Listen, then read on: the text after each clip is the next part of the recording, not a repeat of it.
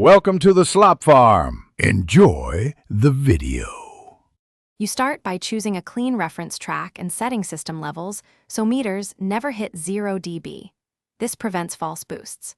Once done, solo the bass or low-frequency channel to hear the region you'll shape and mark resonant frequencies with a narrow band parametric sweep. Make sure to enable or bypass any rumble filter at 2030 Hz so subsonics don't color decisions. You're establishing the target and a safe monitoring baseline before touching EQ curves. You now place parametric bands to address sub, fundamental, and low-mid presence. Start with cuts. Sweep a narrow Q to find and reduce harsh peaks. Cutting by 3 to 6 dB tightens muddiness. Once resonances are controlled, apply broad boosts to the fundamental 60-120 Hz range sparingly, up to 3-6 dB, to add weight.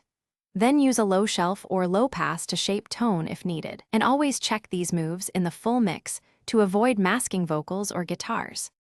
You finish by toggling bypass to a / be the EQ and match loudness so louder does not equal better.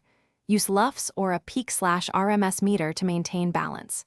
If the bass booms, reduce energy in the 30-80 Hz band or widen Q. If it's thin, gently boost 60-100 Hz. Make sure phase coherence between sources is intact. If cancellation appears, try polarity invert or slight delay adjustments. One key troubleshooting tip. When problems persist, solo mid-side to isolate and fix stereo bass issues quickly. Thanks for watching. Consider subscribing if we helped you today.